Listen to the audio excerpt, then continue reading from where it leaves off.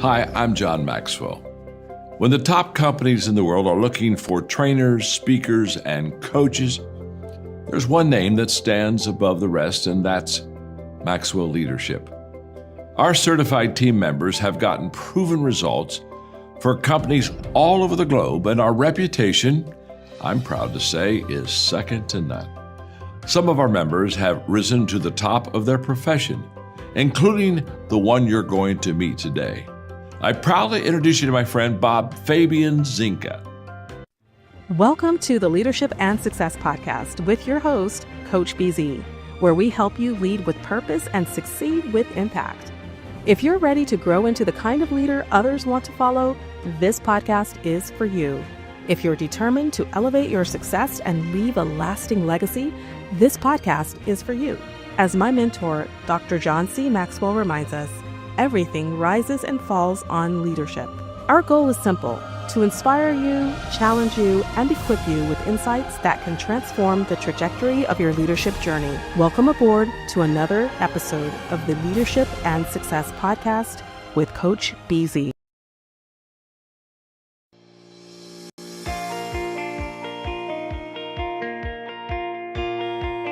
Welcome to another episode of Making a Difference. I'm your host, Tony Davis, and with me today is the owner of COGNOSCERE, Arthur Billingsley. Arthur, welcome to the show. Great to have you on. Great to be here. Thank you for having me on. Yeah, absolutely. Tell me about COGNOSCERE. Tell me a little bit also about your story. My story is that out of high school, I joined the Navy. Okay. So this was 1978. I left high school, and with a good friend of mine in Birmingham, Alabama, we joined the Navy. I stayed in for the next 26 years. 22 were active duty, but 26 years total. Retired in 2004 as a commander, and then wanted to start my own business, but didn't know enough about it. So I went to some larger companies to start there, to learn about the commercial side. And I did that with a number of companies and a small company as well, and then launched my own company in 2007, COGNOSCERE, Okay. and have been doing consulting off and on since then.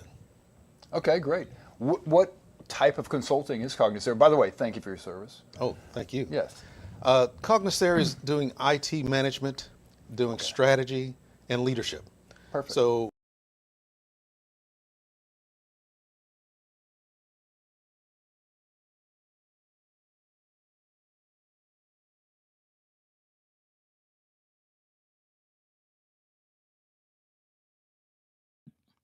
All right. Welcome to another episode of the Leadership and Success Podcast. Today, I have a very special guest for you.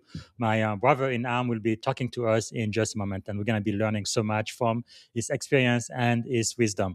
So before I get started, like we usually do here, we have what we call moment of gratitude. Part of the reason why we do this is because in the military, it's about 21, 22 service member and veteran who commit suicide every single day. Not every month, not every quarter, every single day. And we believe you cannot be suicidal and be grateful at the very same time. So this is the second show for today. Like the first show, really since June 10th, June 19th of last month, I've been so grateful for freedom because I really believe man was made to be free. Doesn't matter if you're a man, a woman, black, white, it doesn't matter. You were made, I believe, in the image and likeness of God, and you were meant to be free. And I celebrate freedom so much. And America, we say, the home of the brave, the land of the free. And I'm so grateful for freedom. All right. So if you would please let us know where you are joining us from, what city, what state. And if you come from another country outside of the US, let us know which country as well. Let us know what you are grateful for. And if you do have a question for my guest, please type it in the comments, and we're going to be answering your questions live. So let me see if I can properly introduce my guest today. Right. I think we're going to be talking about truth, technology, and leadership, right? Making better decisions in the age of complexity, the age of artificial intelligence. So some leaders build technology and some build organization, and some leaders build people. I believe that Commander Arthur Billingsley, U.S. Navy retired, has spent a lifetime doing all three: building technology, building organization, and especially building people. So thank you for joining us today. I believe it's going to be an inspiring conversation with Commander Arthur Billingsley, retired U.S. Navy commander, engineer, executive, educator, entrepreneur, a pilot, best-selling author and founder and president of COGNOSCERE, LLC, with more than 35 years of leadership spanning military service, defense acquisition, enterprise technology, AI governance, and higher education. So Arthur is helping shape how leaders make better decisions in an increasingly complex world. Together, we are going to be exploring the intersection of leadership, artificial intelligence, history, and decision making, and why truth, critical thinking, and integrity remain indispensable in the age of artificial intelligence. Part of what you're going to be learning today is leadership lesson from a distinguished Navy commander, technology executive, and educator, but also learning about practical advice for military officers, cybersecurity professionals, and engineers and emerging leaders preparing to lead in an AI-powered future. Basically, the main tribes of my audience here on the Leadership and Success podcast. So without any further ado, please help me welcome to the Leadership and Success podcast the one and only Commander Arthur Billingsley. Well, Bob, thank you. Thank you. Good afternoon, Commander. How are you doing today? I am well. How are you? Great, great, great. What is one thing you are grateful for today, Arthur? I'm grateful to be here. So, like any day, having a chance to talk with other folks and engage in conversation and actually learn things is what I like to do. Yes, indeed. Yes, indeed. I really believe every senior officer from 05 and on should write a book by the time they retire. They have to. You already have two books out there. I am right behind you, my friend.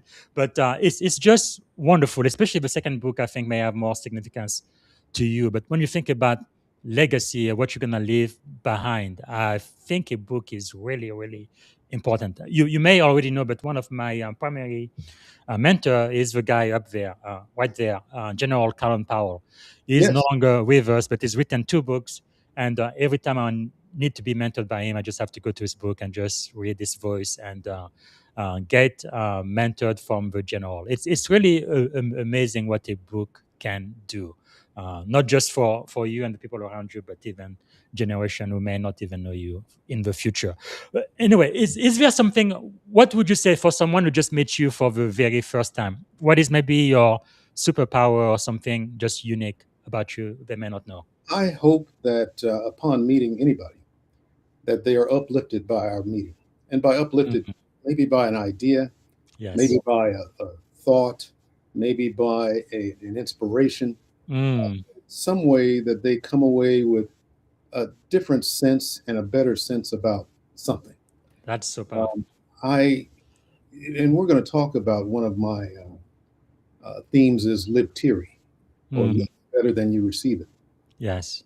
And in that, I try to do that in almost everything. And here's the kick, Bob, is that even in doing that, even in talking about service to others, we always receive something in return. Not Yes. that it's expected, but just as that's the normal order of things. That by I helping love that. others, you receive something in return that you may not have even planned on getting, or planned on receiving, or planned on even understanding. And that's called innovation as well. Yeah, that's also leadership, mentorship, coaching. I mean, that's really what we are called for, aren't we? Always live things better than the way we found it, adding value in some way. Yeah, and you've had another guest on that's a good friend of mine. That's Admiral Sink Harris. Yes. And he has a term that he likes to say about embrace civility. The number one thing that we want to be promoting in our leadership and even in our service is to embrace civility. And the underlying point about embracing civility is to recognize humanity, recognize and respect each other so that we can go forward together and build each other up. I love it. As you know, our core values in the Navy: honor, courage, commitment. But at one point, we almost added the 4th one, respect. I really wish we had done that. But that's right. Civility, respect, dignity. That is so, so important. Yeah. Wow.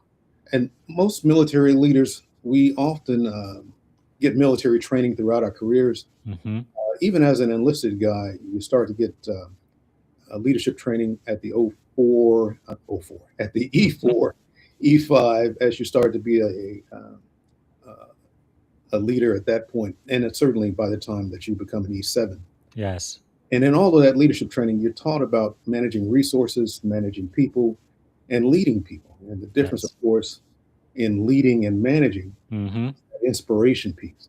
But what doesn't get focused on enough is the moral piece, the humanity piece. The fact that we have to make sure that we are focusing on humanity and the outcomes there as part of our leadership decisions. So So that's powerful. I want to make sure that we focus on as well. Yeah, and when we talk about humanity too, you and I, we happen to be African American Black officers, senior officer, the most powerful Navy in the world. I can't believe it. Top 4% of everyone who's ever joined the service, and it's less than 1% of people in America right now who are part of the military. Right. Without the work of the Golden 13, specifically for our service, I think I have their book up there next to our First Lady forever, Michelle Obama. Without them, there is no Commander Zinga, there is no Commander Billingsley. Can you believe there was a time, not long ago though, 1944 is when we had the first Black officers in the Navy. My father was born in 1943, so my father was about 1 year old. So that's not ancient history. It's just around the corner. That's when the Navy begins to have people as officers. Yeah, what about that? Bob, your mic went dead there for a second. Yeah, oh, okay. Can you hear me now? I can hear you now. Yeah, I was just saying, just about 80 years ago is when we had the first Black people officers in the U.S. Navy. Isn't that awesome? That's the wonderful thing about America, that America is founded on a promise. And that promise is what we all strive for, is to make America better again, is what we would say. That promise of equality, that promise of liberty, that promise that you're going to be awarded by merit, that's what we're striving for. And I think it's a wonderful thing. My grandmother, this is on my mother's side, my maternal grandmother, was born a slave in 1860 in Alabama. So no, it's not that long ago that there was different challenges, different struggles in America, but America has come forward. We've moved America forward together. We've gotten here, and we're going to continue to move forward as well. So it's a wonderful thing. That's amazing. More perfect union. Wow. So powerful. Well, you've had quite a career, my friend. You've had one of the most fascinating careers I've ever encountered. Navy commander, engineering leader, executive, professor, entrepreneur, pilot, best-selling author, and on and on and on and on. One of the leading voices on AI governance and decision intelligence today. But beyond your resume, what has always impressed me really is your commitment to really pursuing truth, and even when it's uncomfortable, right? So I am so glad to have you here on. I think there is nobody else I've ever had as a guest who's more aligned with my own thinking and just my background, the way I grew up, and how I've been able to end here as a information warfare commander in the Navy. But if somebody met you for the very first time, outside of your professional accomplishment and all of your accolades, what would you most hope they remember about Arthur Billingsley? I hope that they remember the feeling, that they felt, hey, that's a nice guy, and I enjoyed the meeting. And I hope that there's something that we can share in terms of the conversation or talking about, or some other thing that we might share in common. And certainly here in America, whenever I meet new people, there's always something that we have in common, whether it's where we are at that time, it's the weather or whatnot. And even as we're talking about leadership, even as an enlisted guy, I found that the qualities of leadership still matter. Even though you might not be leading a team of more than one or two, still have those qualities of leadership that you're growing and that you need in order to make this work. One of the things we were talking about is the need for truth. And where this comes in is the decisions that are made without full view of what's happening, without full view of reality or understanding, often don't stand the test of time. As a matter of fact, they never stand the test of time because they're flawed decisions. And that's why truth is so important, so that we can make decisions that are lasting, that are more permanent, and that have more legitimate impact. That is really something. We may talk about that a little bit later too. But no, when I grew up in the Republic of Congo, it was the popular Republic of Congo. It was pretty much communist country. And back then, we would burn books. We wouldn't want kids to get certain type of knowledge. But it is really, really sad that today in our own country, there are forces that really don't want people to know our true history. They try to erase history as if it never happened. I'm like, that's crazy. I think we need to learn from the past, from the history, so we can be better, so we can do better. But you can just pretend like it never existed. That's correct. Even if we try to use cover for the truth, the history is not hidden. Yeah. And there's a couple of pieces I wrote about it, but the short of it is this: that the people that experience the actual reality, they carry that truth. It doesn't go away just by saying that they don't exist or that they're not there. That truth is carried in them, is carried in their experience, is carried in their what they hand down to the next generation and so forth. So again, it doesn't benefit us to look away from what the truth is. It's only when we acknowledge it, use it as part of our decision-making process, and then move forward from that. So you have a full view of reality and a full view of the outcomes that could be available to us. Wow. Now, one thing that comes out, when I read your books, your article, and your social media post is the idea to leave it better than you received it. Yeah. Where did that philosophy come from? It came over time. I didn't, of course, I wasn't born with it, but it was that as I was about mid-career, I'd say I was in my early 30s, is where I adopted this. And as I look back at how things were going and how things had gone at that time when I was in my early 30s, I started to see that the thing that I wanted to do was to leave it better than I received it. Leave it better than I received it means whether it's a mission, whether it's a ship, whether it's a role, whether it's an encounter, whether it didn't matter what it was. When I looked around at what made me, I don't want to say happy, but I'll just say what made me feel worthy is that something is better because I was there, because I had a hand in making it better, because I could have a choice in making it better.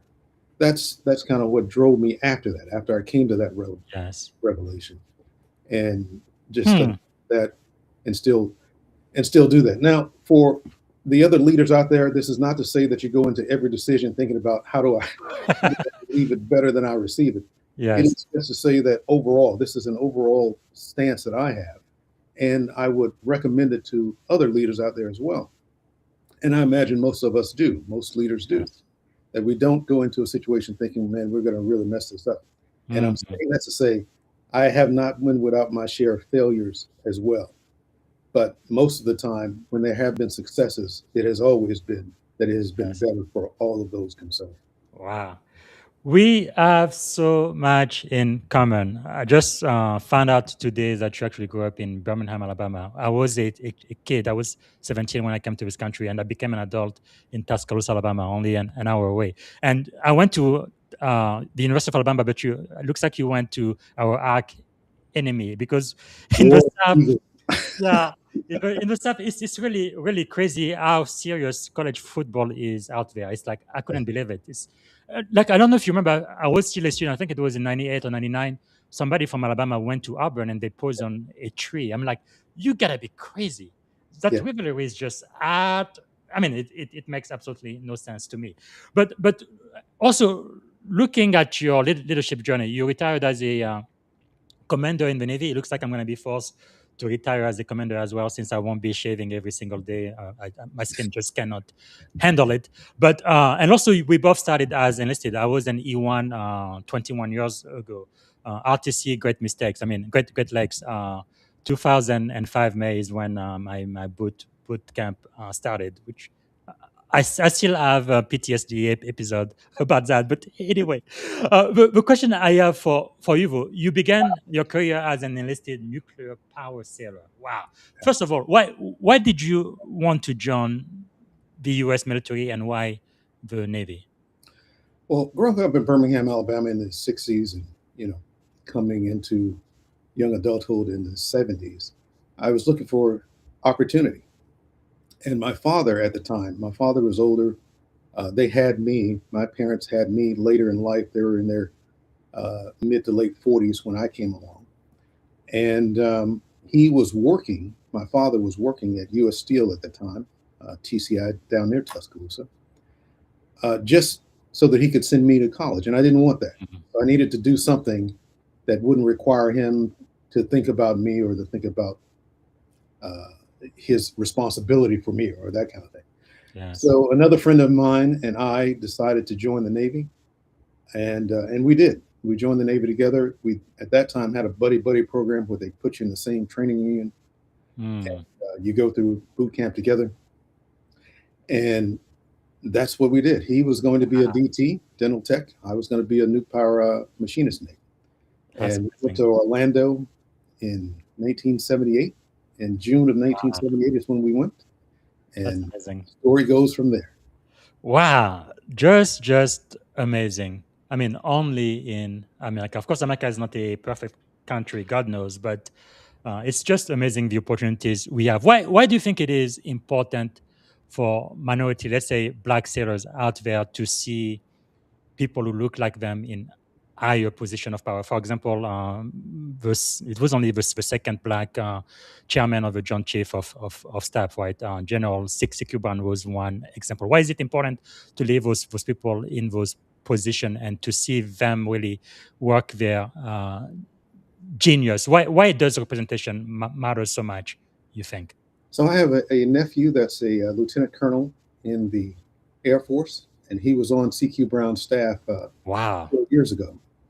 And I have another nephew that's a Lieutenant JG in the Navy. He just came in 2024. The reason that we want to see other minority officers is, one, just for the fact that merit. Yes. We know that when things are based on merit, that it basically follows that that's what you'll see in the officer ranks, that the same numbers should show up everywhere. The same numbers, meaning representation in our society, should be representation in our forces, should be representation in our leadership. Yes. It doesn't mean that we have to be overrepresented or underrepresented. It just means it should be about the same. Now, does that mean that we need to force that? Absolutely not. I'm not talking about numbers or quotas or anything like that. But I am talking about taking a hard look at how we do things and making sure that we don't have any structures out there that eliminate minority officers or other officers from progression. That's the main thing that we want to make sure of. We've got some good officers now, yes, minority officers and majority officers that look out for us and look out for the force.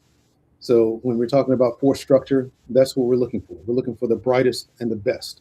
And we want to continue to strive for the brightest and the best. So making sure that it's equality when it comes to how we select officers for their next roles, that's what we're looking for. And that's what makes us have a strong force. That is really powerful because, as you know, in this country, generally speaking, a lot of minorities lag behind by a lot. I think there's a lot of historical reason for that, socio-economically and so on. And I believe like the military has really been one of those ways where you can really move up in your economics. You get a pension, you get paid pretty well. In today's military, it doesn't matter if you're black, white, male or female, we all get paid exactly the same based on our rank and our seniority. So it's really been a great vehicle to allow a lot of people to really move up in the socio-economic of our society today. And then when you retire again, especially if you get to retire as a one star, 2 star, 3, 4 star, I mean, it's not just you, but it's really all of these other people in your family who depend on you. So it is really a huge impact on not just your life, you as an individual sailor or soldier, but it's really your entire community that's being impacted, isn't it? Absolutely. And when we're talking about it's hard to talk about minority participation in America without talking about diversity. Yes. And while diversity has a undertone these days, America's strength is that diversity. When we talk about World War II, it was the Navajos and their participation that gave us an advantage in the Pacific. That Yes. they couldn't understand. That was a code that they used that our enemy couldn't understand. Yes. We're talking about who launched us into space with NASA programs. Mm. Johnson was one of the funds. This is a minority. Yes. She was one of the math professors that calculated these things for the Apollo program Mm-hmm. and Gemini. And so that diversity, and I'm Yeah, not even the GPS too, right? It was a black woman who came up Yeah. with that. It's just to say that we cripple ourselves when we don't embrace the strength that we have. And that strength is the diversity. Learning to manage that diversity, learning to lead that diversity, Yes. that's what we want to be able to do. When we're talking about growing in leadership, some of the things that we want to look at and come to embrace is that ability for authority and delegation. Mm. So one thing that I had to learn and didn't learn early on was authority and delegation. Yes. Being able to trust the team, being able to build the team, to build the Mm-hmm. team, and then be able to delegate that authority down so that I didn't have to be the choke point for Yes. getting things done. And then trusting those officers to do that job and then rewarding them, or the opposite when they don't, that is holding them accountable. Yes. So Wow. that's always a thing that we have to do when we're talking about building our leadership skills, is learning to trust the organization, learning to trust our diversity, and then pushing down that delegation and authority so that they can spread their wings and grow as well. That is really something. In my opinion, the military, the Navy specifically, but I think all branches, we are really a leadership organization. I remember when I became an officer, I went from petty officer, third class to O1. My primary mentor told me, right, what location is to real estate leadership is to the Navy officer corps. And I think he was absolutely right. So you began your career as an enlisted nuclear power sailor before becoming a Navy commander. How did those early experiences kind of shape your philosophy of leadership? Here's the thing. I still have connections with a lot of folks that I was enlisted with Mm-hmm. almost 40 years ago. Actually, over 40 years ago. Amazing. So those connections that we made back when we were E3s, E4s, and we used to have this thing that we call push button E4s, and so that was me, where I came in as an E3, and then after you're on for 6 months or a year, I think it is, you E4 because you were in the nuke power program, and that whole thing about now you're a petty officer now, Yeah. and friends are. You think you're something now? No, I'm not. Yeah. Those relationships, the point of this discussion is that those relationships, I still have some of those today. Amazing. That's from amazing. 40 plus years ago. And all throughout the journey, you're developing relationships, you're developing friends, you're developing officers, and you're developing perspective. Yes. And that perspective is so valuable when you're talking about your leadership skill and being able to see the world in a broader view and understand how your decisions can impact other folks along the way. Wow, so powerful. Because looking back for you, it's like 35 plus years of honorable, outstanding military service and technology leadership as well. What leadership lesson took you the longest to learn? I think it was the delegation and authority. Yes. Whereas when you're given a task to do and you want to do it well, then you want to put your best effort into it.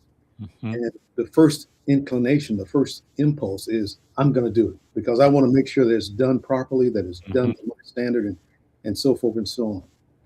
But what some of my early mentors showed me was that you have to work yourself out of a job. You have to delegate and pass that authority on. That's not without teaching them. Yes. Teaching and showing what's expected, making sure they have the right resources to accomplish the job. But that delegation and delegating authority was the thing that unlocked the team potential rather than being just a me potential. Wow. So that was the key for me in terms of becoming a better leader. And as you delegate authority, you never delegate responsibility, do you? Well, you delegate responsibility also, but ultimately you're responsible. that responsibility has to go along with it Yes. because they have to learn, the other team members have to learn the impact and the weight of their decisions. Mm-hmm. So it's not that you shield them from responsibility. You are always responsible, especially when Yes. you're in command. If you are ever in command, command is for some of the folks who are not in the military, if you're leading an organization, whether it's a P&L organization, you're a director, or you're in some other leadership role, a small business owner, it doesn't matter what the people do Yes. on your team, you are always responsible. Always. It's just that you share that responsibility with the person that you're delegating the authority for decisions, making sure that they're trained to do the job that you want them to attack, and making sure that they have all the resources that are needed for that.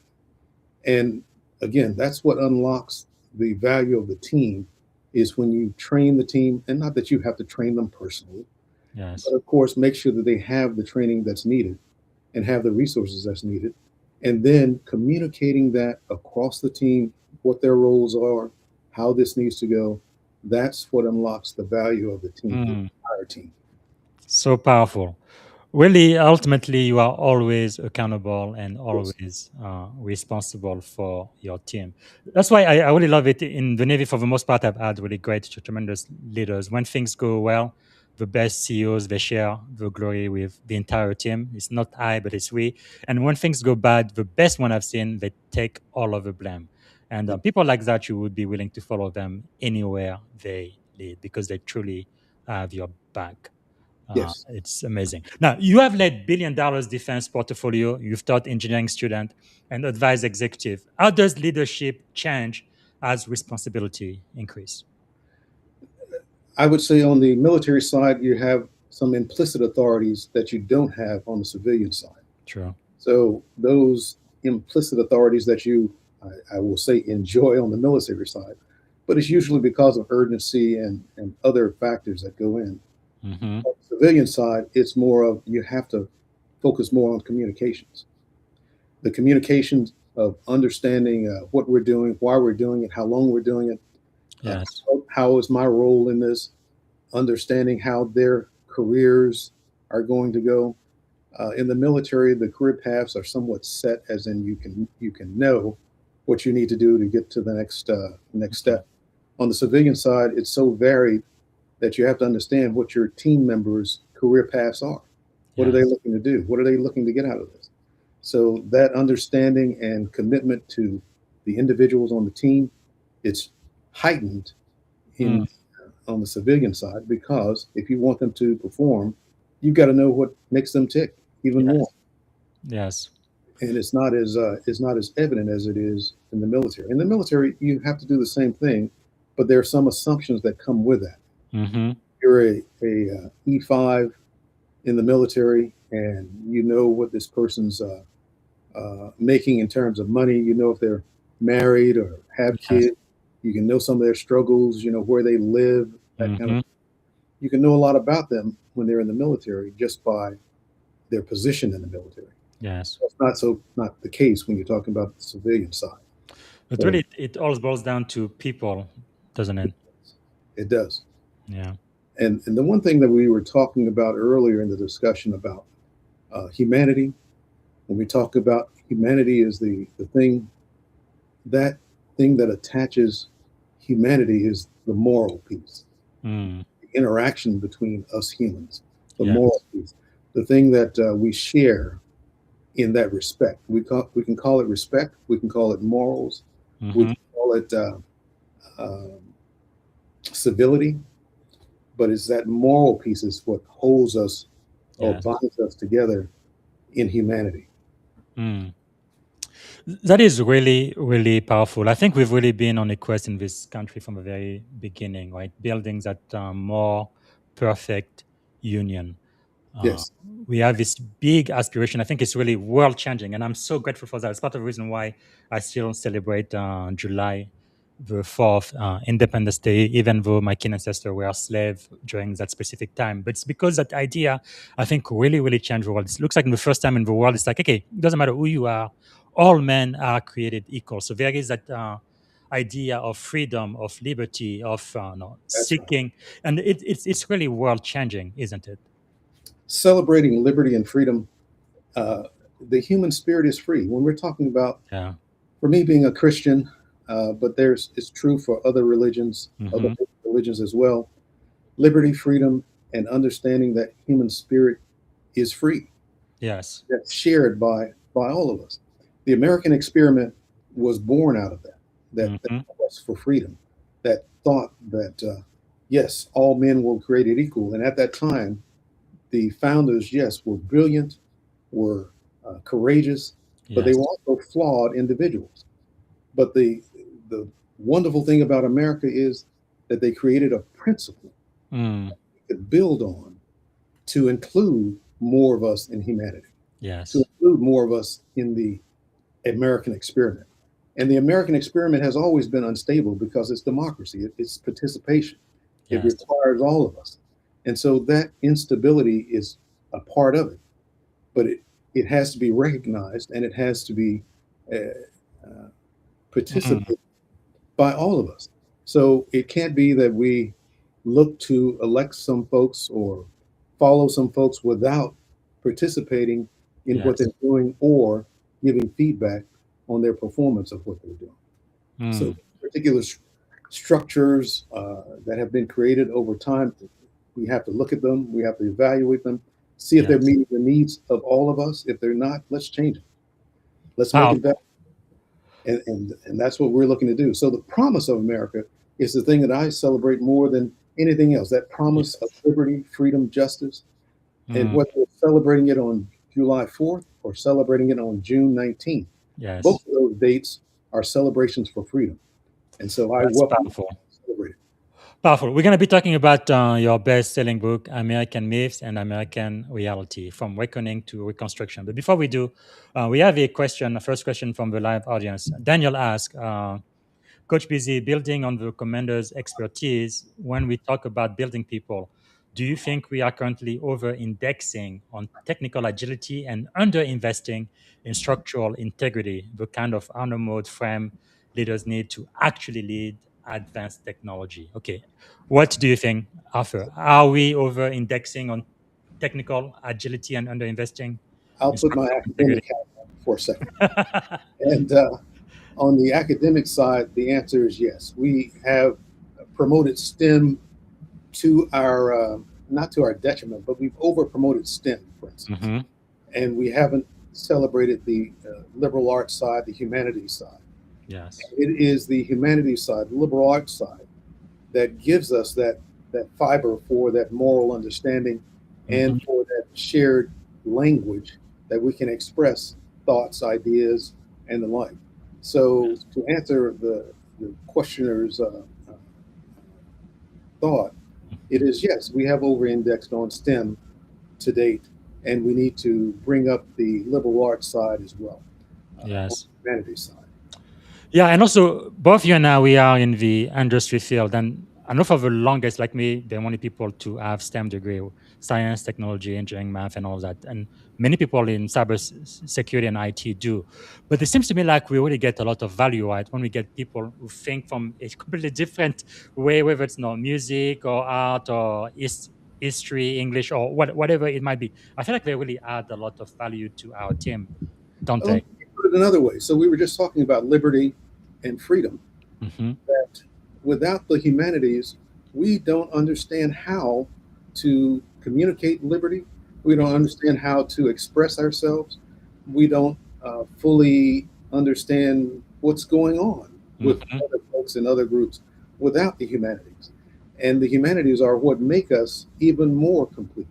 Yes. So it's not to say that one side needs to be weighted more than the other. It's just that we've overemphasized STEM here in America. We've overemphasized the productivity of STEM toward getting some missions done, rather than recognizing that we need those humanities as well, because critical thinking, the ability to put ideas out there, or to transmit ideas, or to transmit thoughts about what we're trying to do, all those are necessary when we're talking about leadership. Yeah, I think one of my best friends is probably the one who coined it. I think instead of STEM, they say STEM, right? Science, technology, engineering, art, and math. Okay, let's talk about your book, American Myth and American Reality. Why did this book have to be written? So this was born out of 2016. Um, and for some of those that are listening or may listen in the future, you may remember that Colin Kaepernick was the quarterback for San Francisco 49ers. Mm-hmm. He took a knee during one of the games to highlight police brutality. And it was only to highlight police brutality. Yes. But the myth created was that he was protesting America, that he was against the national anthem, that he was against the flag. Those myths took hold. But the reality, even after he answered the question, even after his friends answered the question, and they all said it was about police brutality and recognizing that myth still held. And so I started to write about it then because it was just one of those things where I wanted my voice to be added to the point of clarification, of clarifying that the myth that this one incident blew into this larger context of, oh, he's against America, has often been used to quash dissent, has often been used to silence change. Yes. It is more to say that we want the status quo regardless of anything, rather than being able to take a hard look at ourselves, at how we do business, at how we lead, at what decisions we make, and then come away and say, yeah, that's a good decision, and that's a decision that served humanity. So that's why I started writing about it. And so I wrote something then in 2016, 2017. I wrote something again in 2020. This was after the George Floyd thing blew up. And that's where this American Myths, American Realities came from. It is to dispel some continual myths that we project because they're comfortable. We project those myths because they're comfortable, rather than embracing the uncomfortable truths and operating from there. An example is these myths that are comfortable. There have been people in our history, of course, that have embraced rain dances.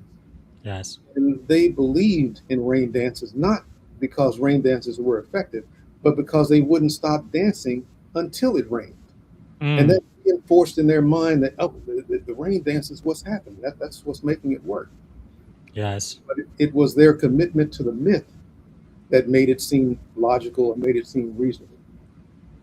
But in the end, making decisions about rain and seasonal growth and all of that based on rain dances would not be useful to them. It's better to use science. And science is a prediction model that allows you to better predict what's going to happen and when it's going to happen.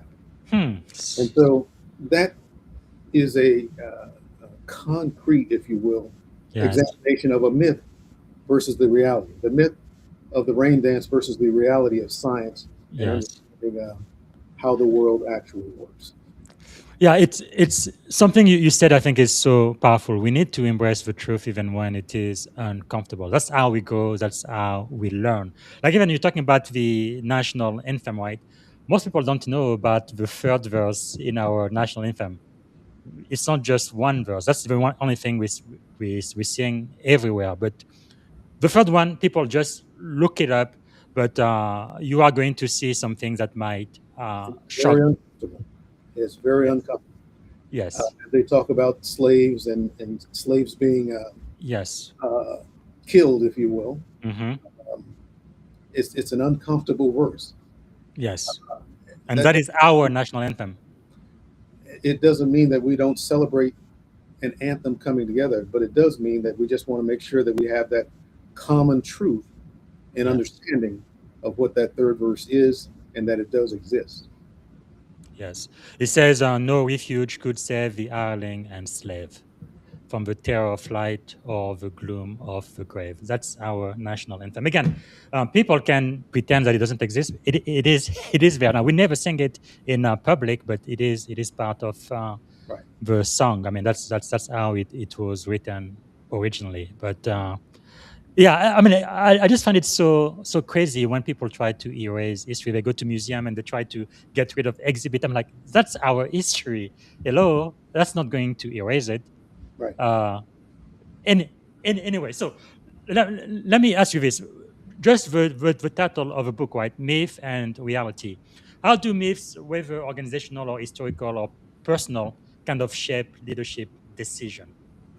Yeah. So, in talking about American myths, American realities, the book, it is to highlight some myths that have plagued us even till today and dispel those myths, and then give you a myth recognition guide in the back of that book, so that you can apply this standard set of you can think of it as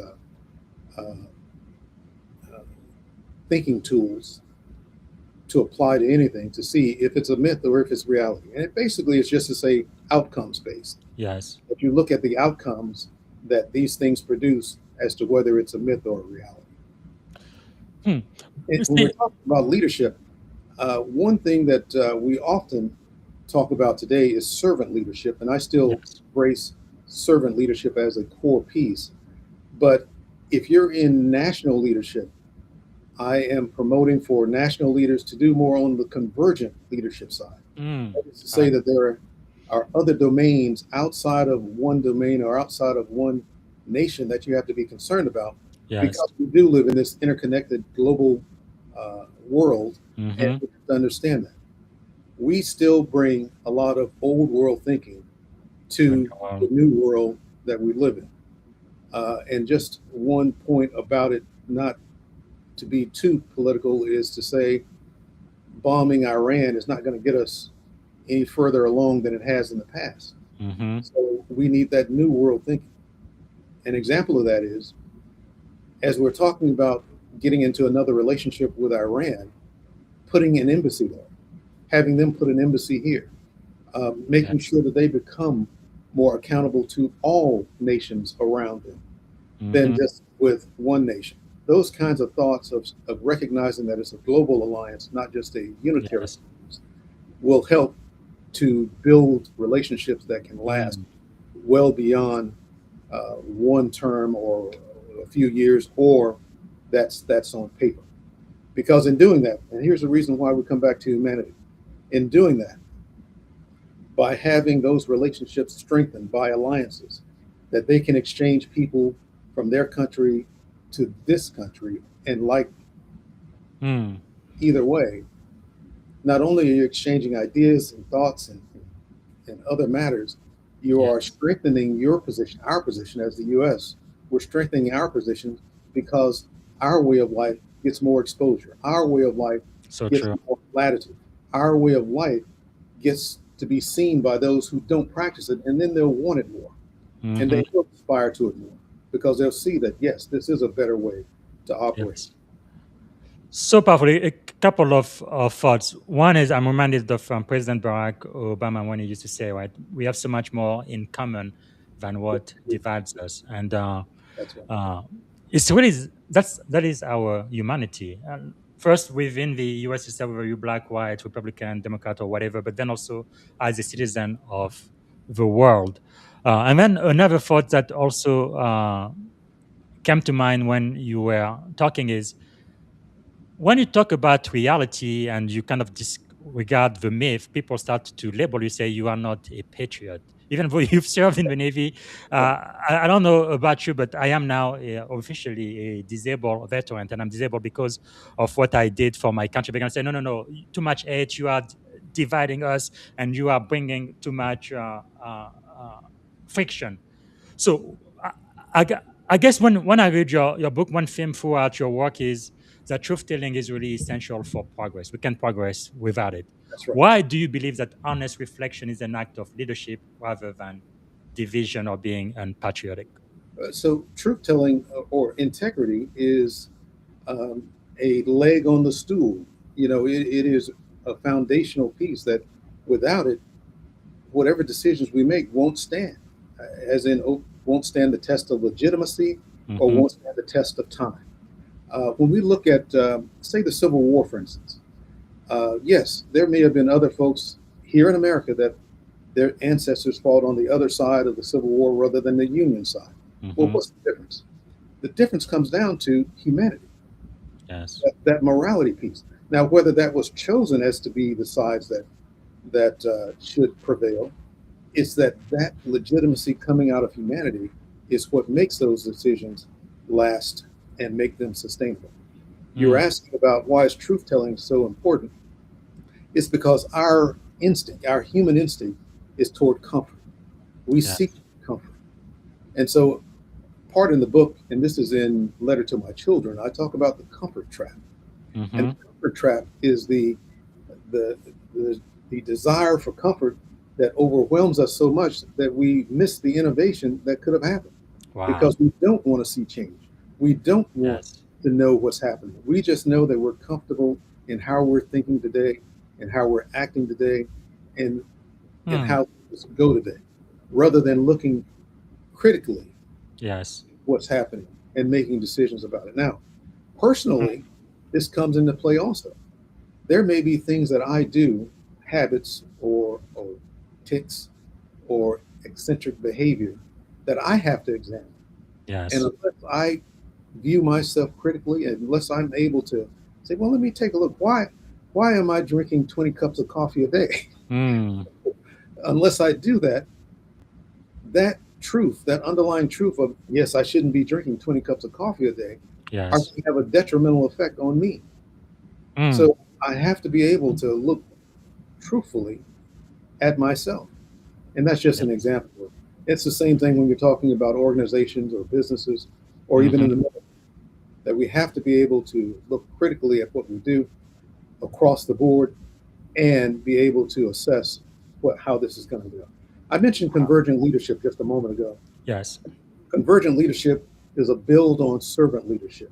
And convergent leadership is basically the capacity to evaluate across all the domains involved and look at their outcomes and make sure that our decision is going to resolve outcomes in those other domains that we don't have expertise in, that we may have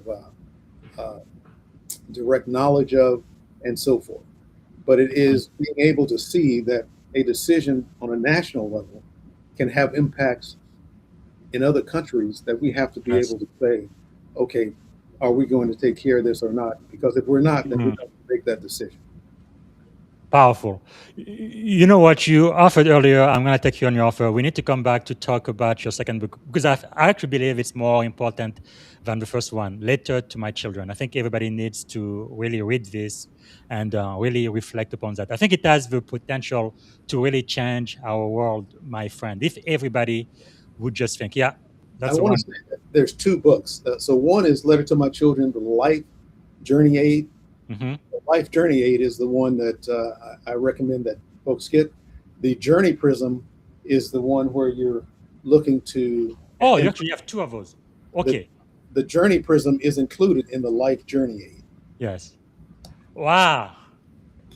The Journey Prism is a way of looking at self-reflection, the very thing we were just talking about, and making sure that what we do aligns with what matters most to us. Yes. And getting us toward our goals.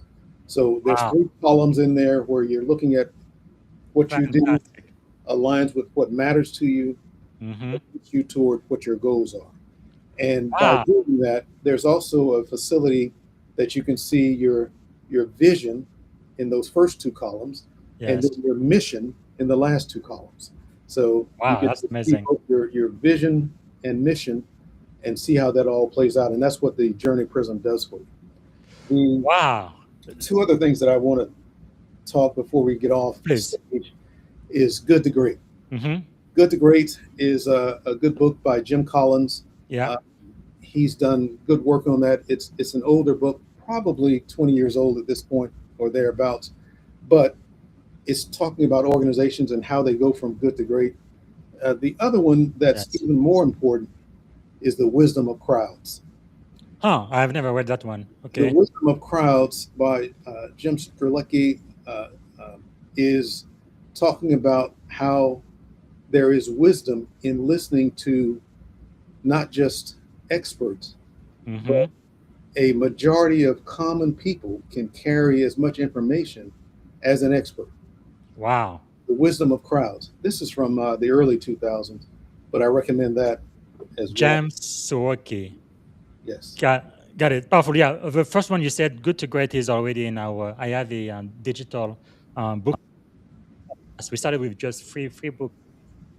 Now we have more than 500. So make sure to add that one there. That's pretty amazing. We definitely need to get you back. But so let me finish then with this one, American myth and American reality. I think this is so important, especially at this time in our nation right now. Because the way I feel about this, our founding fathers, they actually knew they were doing wrong, because what they said in the Declaration of Independence and what they were living was a complete lie. And they did know that, but they decided to, what's the word? Compromise. And I think because of that compromise, what it ended up doing is ended up costing America a lot more, because more than 600,000 US citizens died during the Civil War. That's, I believe, to date, right, it's the greatest death we've had in any war. All war. Yeah. Percentage, right. Yeah. Never happened. So we paid a very, very, very big price for that, on that one compromise they made. And of course, our founding fathers, yes, I give them, they did something great. Without them, there would be no America. We are grateful for that, but we cannot ignore those that I think it was 70% of them were slave owner. Like Thomas Jefferson, again, a genius. The idea he came with a declaration, but still he raped a girl. So he was a pedophile. That's part of history. We cannot change that. And he had children with that woman, and he enslaved his own children. And actually, that woman happened also to have been the stepsister of his wife. So that was like his stepsister in law. But anyway, was again our facts of life. We cannot erase it or pretend they didn't happen. They did happen. But it didn't take away his genius and the ideas he had, or the ideal to build the country. So I think we need I don't want our conversation to be misconstrued to be a dig on America, but it's more to say that we have to look honestly at our path, honestly at our history, and honestly as we look to move forward. So in talking about American myths and American realities, it is to say that, yes, there have been some myths that we have been taught in school, that we have believed, and I personally have believed, that I come to find out that that's not the truth. And one of the things was that long history, the long victory of the lost cause. That's not included in the book, but it's an essay that's on Substack, where we talk about and argue the point that the things that we were talking about as being a victory for the Union was only a military victory, but not a social victory. Yeah. And the social victory, the Reconstruction, lasted only about 10 years. And then after that, only the names changed, but the same structures were then put back into place, and we continued on from there. Yes. Because we didn't have that honesty about what we're doing and how we're doing it, that's why we lost a lot of time and effort and lives, and destroyed a lot of folks and whatever, because we didn't look honestly at what we were doing. So again, this is not to say that it's a dig at America, but more the promise of America is what gets me excited. The promise of us together moving forward is what gets me excited. The promise that we can get there, that I've seen what America has to offer is brightest and best, and I know we can get there to build that more perfect union. So that's what gets me excited. This is wonderful. So we are going to end here, but let me ask you, what leadership lesson then can today's executive learn from America's ongoing struggle to close that gap we are talking about between our ideal and our lived reality? I'd say it is the one that you hear about all the time, and that's servant leadership. That is making sure that you can operate in both roles, both as a servant and as a leader. That by doing that, you understand the needs of leadership and you understand what it means to be a leader. But beyond that, if you're a national leader or if you're a community leader where it's impacting others, convergent leadership is what we need to have and need more focus on, because it is so expansive today, the globalization that has happened. We have to be able to account for our decisions beyond our communities or ourselves. So if I wanted to leave you with anything, it's that convergent leadership. And by the way, an example of convergent leadership is down in Barbados, Mia Motley. She's been practicing convergent leadership for her term down there as prime minister. You can look to her for one example. And that's what I would leave you guys with when it comes to leadership. That is so powerful. This is a great point to stop. I could talk to you for hours and hours, but I'm so glad you're going to be back, and we're going to talk about the two books in the series. We're going to talk about AI and governance. Yes, I want to talk about later to my children too. We are going to do this because I think that book could literally help us create a better world. If every parent, if every child, if every person in America had this mindset, I think we could really quickly close that gap and be that more perfect union. I'm so proud of our country. It's the only one in the world. Right? I was born in Africa. I'm African by birth, French by culture, American by choice. But there is really nothing like the US of A. But if only we could close that gap, I think the sky would be the limit. And thank you for all of the work you do. So he's going to be back. We're going to be talking about AI. We're going to be talking about later to my children, two books in the series. Now, I need to ask you, you do not have a digital version of that book. It looks like it's only paperback and hardcover, if I remember, right? The ebook version will be out later this year, but currently it's just in hardcover. Please, because I am California now. We always have to think about the environment. All of my entire library now is all digital, Audible or Kindle. But yeah, it's definitely, I think, every family needs to have that book on their coffee table. I'll offer one other thing. So for those listening, if you want to send Bob a question or thing to send to me, please do. I'll be happy to answer them. And certainly if I don't answer them directly, we'll answer them on the next show. Outstanding. Thank you so much, sir. This is really a delight and honor and a privilege to be talking to Commander Arthur Billingsley. It is really awesome. I really appreciate your time today. Let's see. Someone has another question, but we are going to keep this for next time. It is Daniel again. He has a lot of questions. Very, very good question, too. I really appreciate the audience participating because I think what we talk about here is very, very important. But so to end the segment of the podcast today, I think I want to end with something that is kind of personal, but naturally connect your own work with mine as well. So I think Arthur, as one of the reasons why really your writing resonates a lot with me is that I believe that patriotism really is not about choosing between pride and honesty. I think real patriotism really requires both.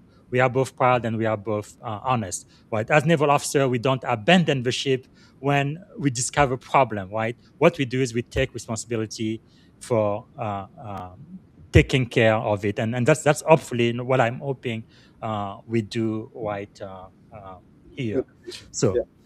Thank you for being one of those wise men who's speaking to us and sharing your wisdom and your expertise. Thank you for having me, and to the guests that are there, thank you guys for participating as well.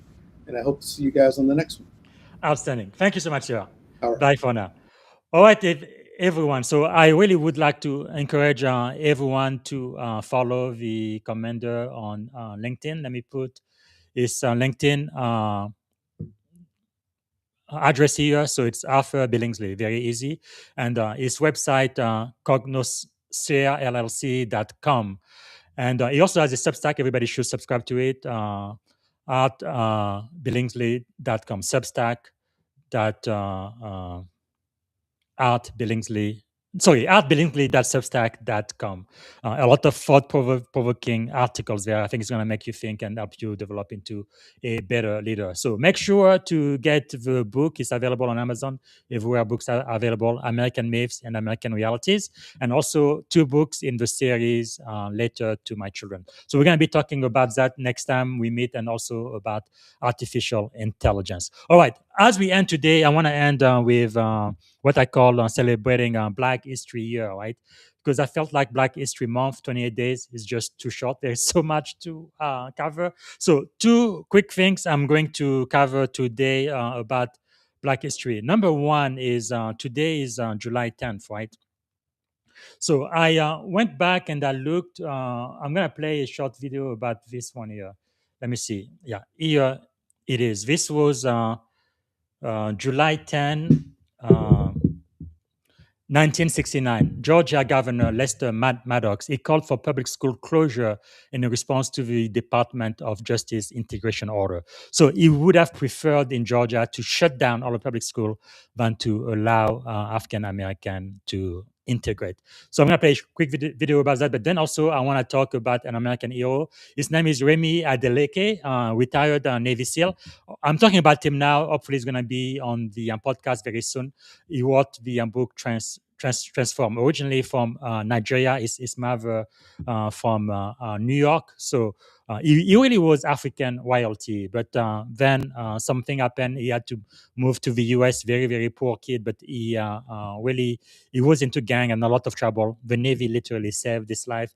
He became a SEAL, and now he's a big Hollywood movie star and best-selling author and on and on. But just an example of what your life could be if you believe in the dream, if you work hard and you really add value. So I'm going to play, I wrote an article, a quick post about him, but I'm going to play a quick video about him too. He's our profile in Courage today. Thanks again for watching. And then I'm going to end with freedom, which I'm celebrating every single day this year already, because we were born to be free. Here we go. Lester Maddox ran a small cafeteria on what's now the Georgia Tech campus. And Lester Maddox was an ardent supporter of the system of segregation. He was a segregationist, believed that he could run his business and serve to whomever he wanted. And that's pretty well the way he ran that business until the Civil Rights Movement, and he began to be challenged about it. Folks came to be admitted, and he resisted. He and others picked up some axe handles and ran folks off in front of cameras. He saw that desegregation was going to ruin his business, and so he was a vocal supporter of segregation and an opponent of the political leaders who were making accommodations. And when in the Civil Rights Act of 1964 was passed and ratified, Maddox decided to close his cafeteria instead of observing the law. He had an interest in politics. Remember earlier this week when we teased you and told you that we would have one of the most beautiful men that God ever created on the show? You talked and talked about this. Yes. I was with you. Guess what? I've been on the mountaintop with this man. He is here. Remy Adeleke. He's got an incredible story to share about how he made it through a rough neighborhood all the way to the bright lights of Hollywood with a stint at the Navy SEALs in between. Now he's got a big role in the new blockbuster movie Transformers: The Last Night. Look at Remy. Look at you, Remy. Yeah. Wow. I remember very, very well the day you called me and you said, because you were going to Israel, and we had a sort of a relationship about going to Israel, and Remy said, "You want to say what you said?" I said, "Absolutely." I don't have to think about it. You'd gotten the call from Michael Bay, and you said, "Can I leave Israel a little fast and go and do a couple of days on the movie?" Yeah. Well, a couple of days turned into how many days? It turned into like 3-4 months. Longer than that, Rem. Yeah. That was in June, and it went all the way to we wrapped November. in December. We wrapped in December. Yeah. So, Remy, you get a call randomly. I mean, you're not an actor. You haven't taken acting classes. How did the call come to be in this movie? Well, actually, in 3 years prior, there was a lady by the name of Catherine Humphreys. She cast me for a day of filming in The Last Ship. So I did that, and then when Michael Bay was getting ready to start Transformers, she remembered me. And so, I guess Michael Bay was looking for somebody with my look and my skill set, so she picked up the phone, gave me a call, and next thing went through the process and was on set. Yeah. He loves to put real Navy SEALs in his movies, right? Because of the authenticity of Absolutely. it. What's so cool about Remy, Catherine, you introduced me, you talked about how he's now in Hollywood, but his backstory, what happened to you when you were a kid, is something. It's going to be a movie one day about Remy's life. Hopefully Michael Bay will direct it. Because he started out in Nigeria, your family. Yep, I was born in Western Africa, lived in Nigeria until I was about 5. In 1987, my father died, and in the same breath of his death, the Nigerian government stripped our family of everything. So my mom then moved my brother and I from Nigeria to the United States, and I grew up in the Bronx. And just got in poverty, Yep, got involved in some quite nefarious activities by the time I was a teenager. But it was a huge wake-up call for me, and it's what ultimately played a role in leading me into the military, because I came to the realization that if I don't leave, I'm gonna either end up dead or in prison. And so the military was a played a huge role in and I love how freedom. Oh, freedom. Oh, freedom over me. And before I'll be a slave, I'll be buried in my grave and go home to my Lord and be free. Oh, freedom. Thank you for tuning in to the Leadership and Success Podcast with your host, Coach BZ. If today's episode added value to your leadership journey, be sure to subscribe, share, and join us again for more wisdom nuggets on how to lead better and achieve greater success. Remember, leadership is the most critical skill of our time. The world will always need leaders to inspire others, drive innovation, and execute meaningful strategy. So why not count yourself among the bold leaders shaping the 21st century? Until next time, stay inspired, stay committed, and keep leading with excellence.